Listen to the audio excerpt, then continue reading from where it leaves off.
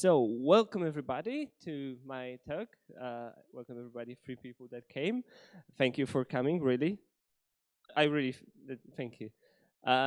So, today I'm about to talk about creating some awesome experience for you on Eclipse for Scala.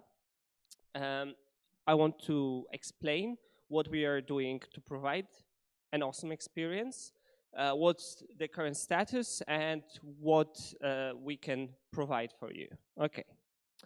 So this will probably be not needed because there's this app that allows you to ask questions during the talk, and we can just skip it because there's 3 people here. Hi, why am I here? So my name is Tomasz and I work at VirtusLab. That's there in the middle. And we are working with Scala Center, which is a non-profit organization that tries to provide proper solutions for the Scala community that allow developers to work better, to work more efficient. And there's different initiatives being pursued inside of Scala Center itself. And we reached out as VirtusLab to Scala Center to help out. And because of that cooperation comes our work on metals. Okay. There's more people working on metals. There's the guy in the top, that's Olafur, who is the author of metals. There's Gabriele, who spends a lot of his free time on working on metals. There's Marek, another guy from VirtusLab, that's the second one. There's Edmundo, who's actually working on the Eclipse integration. He's doing a lot of nice work there. And there's Jorge, who's working on Bloop, which is an integral part of metals, but I'll get back to that. Okay. So let's talk about metals itself. Yeah, it's not right. So LSP, let's start what language server protocol actually is. So this is a specification of how to interact between the client editor, the client is the editor, and the server, which here is metals. And there's this really nice specification on the Microsoft website. I think that belongs to Microsoft. It's open source, but mainly maintained by Microsoft. And this is pretty good specification with all the information about what requests can be served by the server. And it's all done using JSON RPC, which is pretty nice because you can actually trace that and look into the logs very easily. Okay, yeah. So LSP provides you with your favorite language in one of your favorite editors. Currently in Metals, we support 6 editors. That's VS Code, there's Emacs, Vim, Sublime Text, obviously Eclipse, and Atom. The Eclipse integration is still being worked on because the client itself is not yet, doesn't have all the features yet. So there's still some work to be done there. But if you want to also use any of the other tools, they should all be working. The VS Code one is probably the most featureful because the LSP client itself for VS Code is also developed by Microsoft, which makes it also like the top priority for them. Okay, so there's this nice tool on the specification website where you can actually get your logs that are the requests saved into a file. You can put that log into the website and have all the information on how the client interacts with the server. And you can see here the start of the communication. It's initialized, sent from the client to the server, then server response, then they talk about registering some capabilities. So each LSP client actually talks with the server, tells them what they support, what kind of features are supported. Server in turn responds with the same so that they know what they can and what they can't use from each other, so to say. Later on, it's a later communication cycle. There's asking for code lengths, there's asking for document highlights. So it's all very easy, actually. Just requests being served from the server to the client with explaining the language to the client itself. So it's actually very easy, and because of that, we are able to have it in all those different editors in many different places. I'm pretty sure there's a lot of possible work for getting it on remote. Actually, there's something already working, which I'll be talking a bit later. But this is mostly it. That's how it works. For metals itself, we have three main pieces. So first one is build tools. In Scala, we have many different build tools. Currently I count 8, which is crazy. As you can see, this is a bit of a problem because there's a lot of those build tools. But currently in metals, as I said, we support 6. That's Gradle, SBT, SID, which is a totally new, I think, one. Maven, there's Fury from John Pretty, which is a really interesting new build tool that works on sources. So all the dependencies are sources. And there's also the build tool Mill. So we support all of those build tools in metals. But the question is, how can we actually support that? Because, I mean, that's a lot of integration. That's 6 different integrations, and it's a bit crazy to make it all work. But I was talking about Bloop. This is the thing that enables each of those build tools to work with metals. Each of those build tools are able to generate configuration for Bloop. 4 of them are done automatically when we start up metals. Fury and SID can create the configuration files, but it's not yet automatically imported by metals. You will have to run it yourself. But it's not really a big issue, and both of those builds are still, I think, for sure Fury is being worked on heavily, and SID I'm also pretty sure there's a lot of work being done. But thanks to that, the people, for example, in SID, they only needed to provide integration with Bloop itself, and thanks to that, they already have the support in the IDE in metals, which is pretty amazing.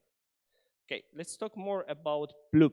So, Bloop is a Scala build server. It communicates with metals or any other. It also can communicate with IntelliJ. It connects via another JSON RPC protocol, build server protocol.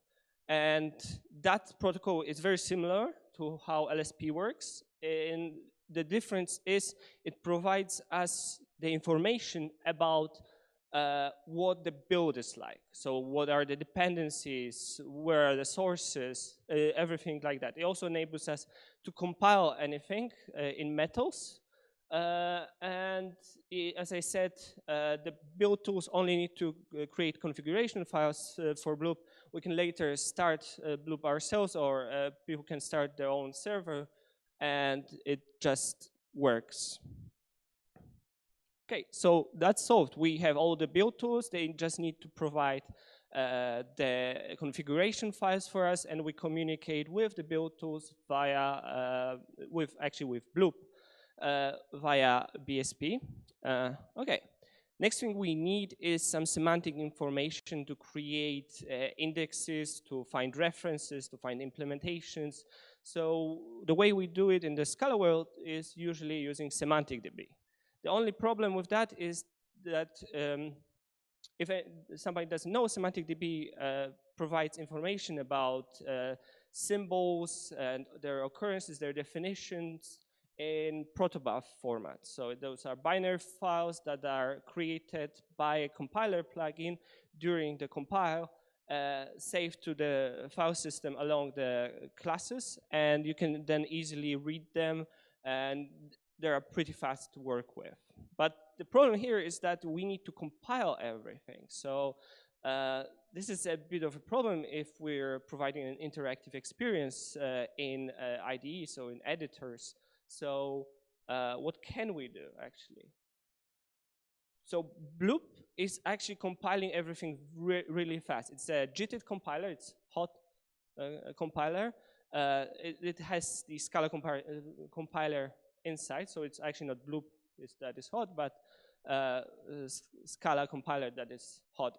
So the server runs continuously, and not like in build-tos that if you start a build-to, they start the compiler somewhere in the background, and it starts slow because it's not JITted. Bloop runs all the time, and thanks to that, the feedback is pretty fast. We get the semantic DB files created really quickly, and also, as an added bonus, all the errors are the same as you would expect in the build tool. So it's not like you have something in Intellij or somewhere else, and you're thinking that maybe it does work in the build tool. It will not work in the build tool because it's the same. The class path, everything is the same. Okay. So that's an example. So that's in Eclipse itself, and it's pretty fast. I made an error, it sent a request to compile, and then I fixed it and saved, and it's pretty fast feedback actually, and we managed to convince Martin Oderski that it's actually really nice to compile on save, and he's pretty convinced to allow to use metals. Because this is a really quick feedback cycle, and a lot of the times if you're doing some code, it will sometimes show you some errors despite you didn't even finish writing your code, and it's often not very useful. But here, if you compile and save and it's very fast, honestly I'm using metals to work on metals, so I got used to that feedback cycle, and I find it much more convenient than just errors everywhere. The only errors we show you at the continuously are parser errors. So if the syntax is wrong, because that is also very useful to have at least the syntax errors quickly and all the type errors and everything like that only when you save. Okay. So the last piece to the puzzle of metals is the Scala presentation compiler. We need Scala presentation compiler for completions. It provides member and scope completions that we can use inside metals. We also use it for some definitions, for finding definitions. And the Scala presentation compiler is actually really nice. The only problem is it's very hard to make it all work in an interactive environment because everything changes. We need to feed the Scala compiler current information, and sometimes the state inside of this presentation compiler can even break because it sometimes sends just a shutdown request. So it's a bit of a problem to keep the presentation compiler going on all the time. There's a lot of tools using the Scala presentation compiler already. That's Ammonite, the rep itself is using the presentation compiler. Scala IDE is using the presentation compiler. So it's well tested. We just need to pack it in a thread so that we can restart it any time anything breaks or we'll send a shutdown request. And honestly, it's not probably the best solution, but I mean, the complexity of making sure everything works in the interactive environment, it's really not worth the effort while we running in a thread and just restarting is enough for us, and it didn't yet provide us with any problems. Okay, so those are the three pieces I was talking about. All of those pieces create metals itself. Without any of them, it wouldn't work. And what works? So the green features are already implemented. So those are the LSP features that we can implement. We get some new coming in that are already available in snapshots. So find implementation, code lenses, and run test. But I'll talk about it more. Okay, so metals in action. Hopefully you can see everything because the slides are quite big now. But this is some completions we got. So I was saying that we have base completions like scope and member completions from Scala presentation compiler, but it's not all we do.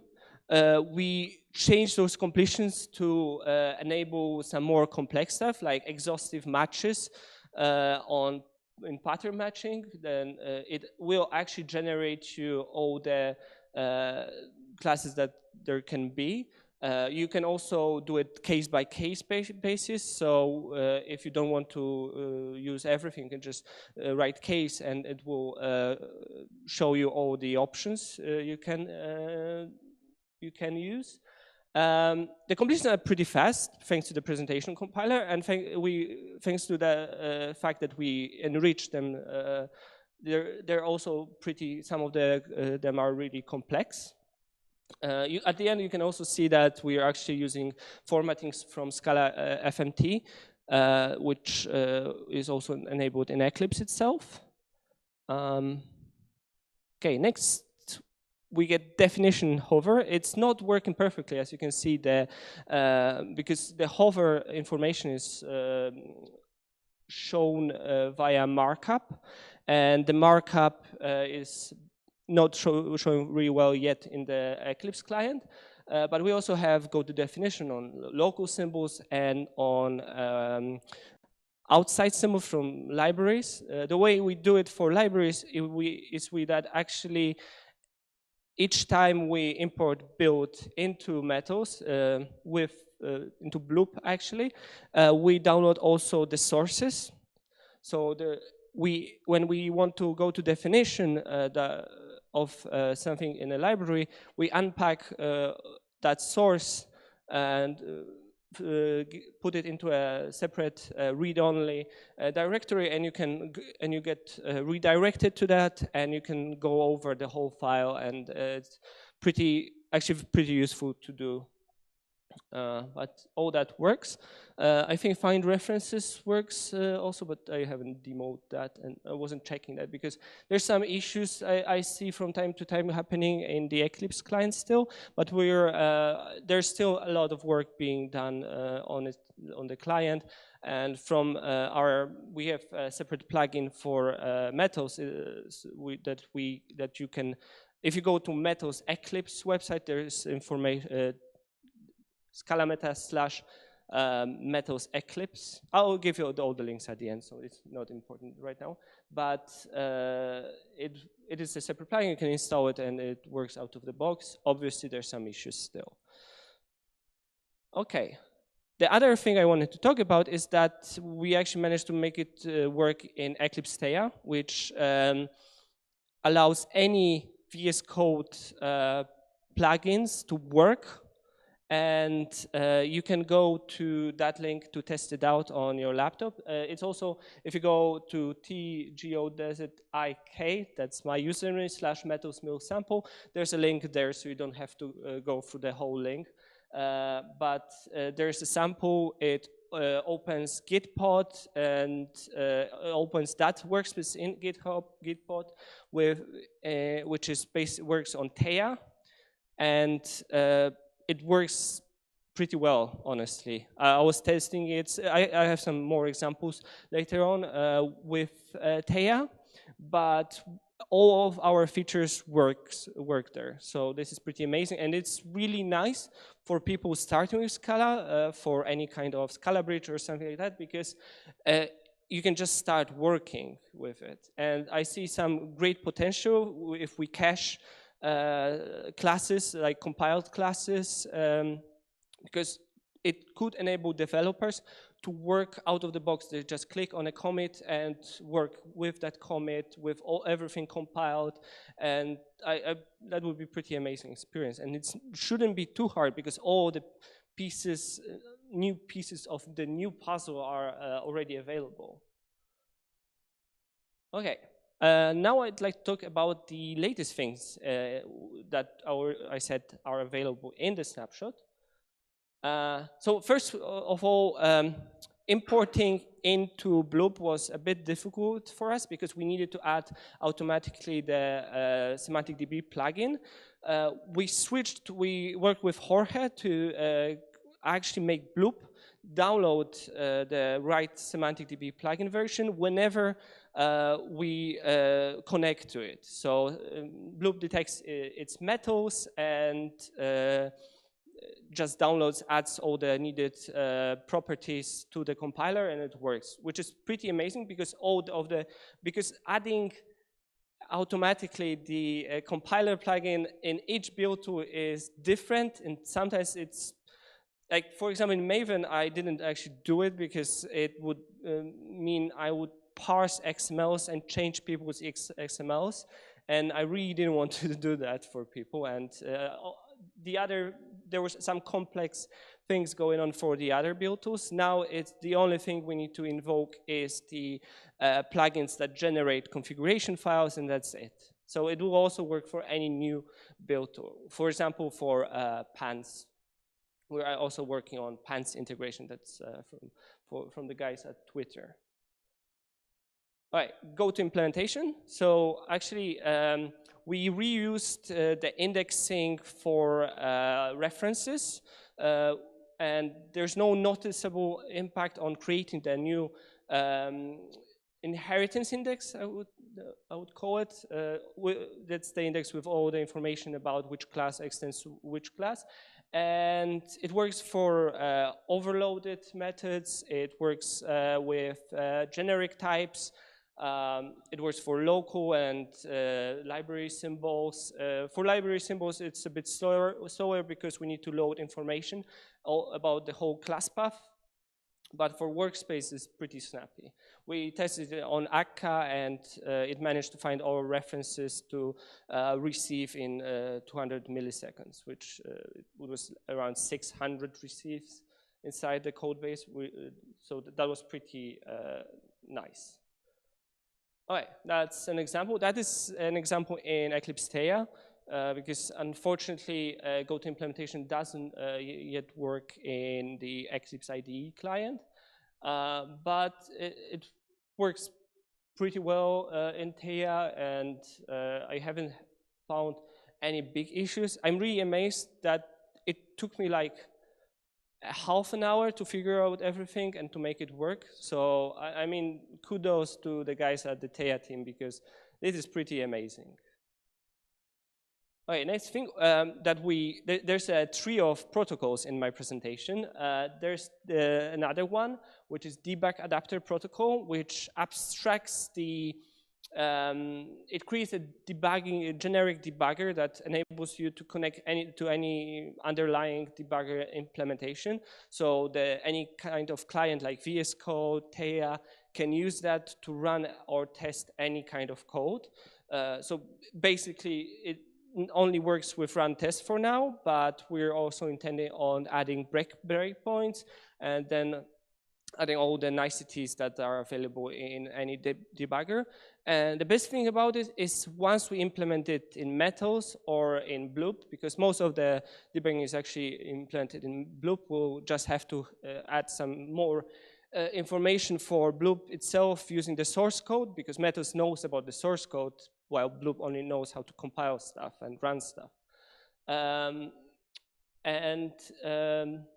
It will work for any client that implements the debug adapter protocol, which also is very nicely specified.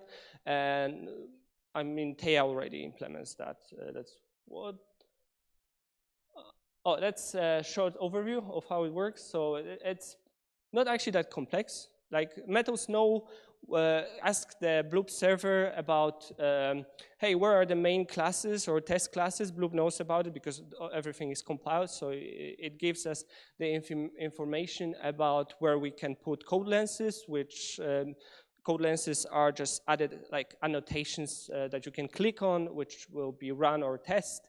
The client then says, hey, I want to run this one, and sends the request to Metos. Metos forwards it to Bloop.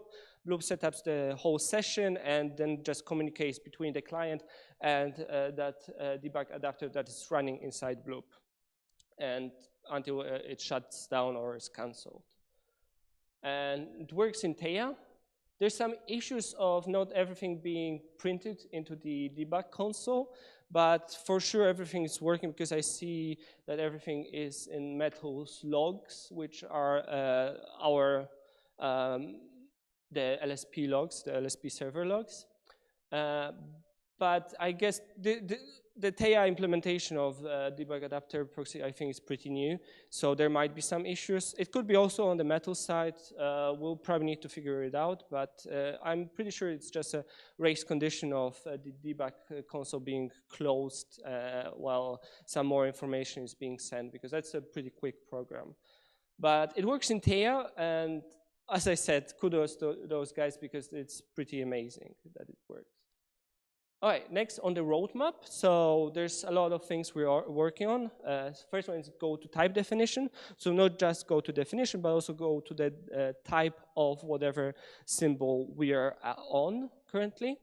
There's also a lot of people asking about rename symbol. And since we have GOTO implementation done, it unblocked rename because we need to know about the implementation to rename any classes or methods. We get next with debug adapter protocol, we want to add breakpoints. We want to add a better test interface for both Eclipse and VS Code so that it can be presented not just in the debug console, but also nice as any IDE would show it. So it currently just the same as if you started to run anything inside of your build tool. It just shows a summary of what is happening, and that's it. But we want to make it better so you can rerun or watch your code, so you could just click and watch the code for changes and run the test each time the code changes. Because I mean, I would use that, and a lot of people I work with would want to use that. So next thing is DOTI, so Scala free support. We were actually working 2 weeks ago with Martin to provide the integration with DOTI in Metos, and we got a pretty good proof of concept working. There's also a new flag in DOTI that will create semantic DB files. When we have that, it's actually will work out of the box. The only difference being, for now, most of the features will come from the DOTI presentation compiler itself and not be enriched by us in Metal. So, but that's an ongoing effort to make everything, to have the full parity between the Metal features and the DOTI features. And last but not least is PANT support, which Twitter is pretty interested in, and they're actually working on that. Okay, whatever you would like us to work on, there's the additional repository called Metos feature requests. You can vote on stuff, you can add features that you want, and we'll try to work on those. It's not always that we just use the highest voted one, because sometimes the highest voted one might be difficult to actually implement, and it might be better for people to have something lower on the list implemented but quicker. So, but that's the list we look at when we want some new features, and where people can tell us what is interesting. Like, for example, the information about Theia I got from people wanted to work actually in Che, but it's very similar topic. So when I started looking at Che, I also discovered Theia and all that. Thanks to all that, it's working Theia now.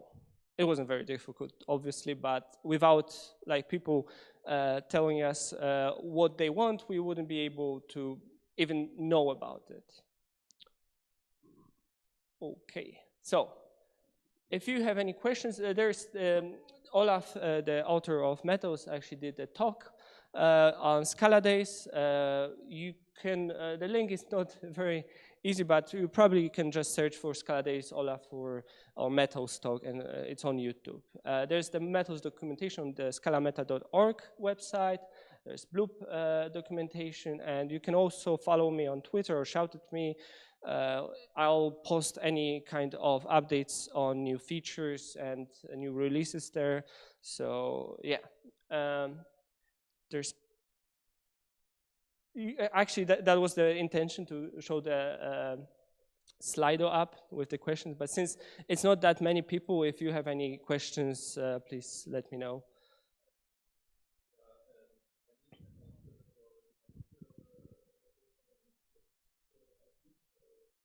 Not sure about it, because that needs to be implemented on the client side. For sure, I know Intellij it's already working, and I'm pretty, because like the debug adapter protocol is also from Microsoft, and it's very closely connected to anything that uses LSP. So I'm pretty sure that people doing work on the Eclipse client will want that to also be included. Sorry? Yes, yes. I mean, they're doing still some work. There's still some, I mean, the version currently, I think, is 0.12, so it's not even a full release. It's still, but all the features I showed you in Eclipse are already working, but you might want to, for example, try Theia or try Visual Studio Code until Eclipse is fully supported if you want to use Metals. Yeah. Any other questions? Okay, so, yeah? I should have told you that. So, like Scala Meta, it's under the Scala Meta organization, and it's LSP, so Scala Meta LSP, Metals. It wasn't my idea, but I think it's a pretty cool name. We can name our releases after metals. So the next one is Cobalt. Cobalt is pretty neat. Okay, last slide. So about my company, we're VirtusLab. We're actually doing a lot of different things. We're helping different companies with some big data. We're helping different companies with tooling. For example, we're working with Scala Center on tooling. We're working with JetBrains on some tooling. So we're actually developing the Kotlin plugin for Eclipse. I think we got experts in most of the things that you see here, plus any tooling that you might think of. We also organize a Scala tooling conference, that's Scala Sphere, which is a part of a bigger conference, Sphere IT, which we actually did 2 weeks ago. And we had Martin Dersky there to talk about DOTI, which was pretty nice. But yeah. So shout out to my company because they sponsored me, and that's it for me. Thank you for attending, and hope it was something informative for you.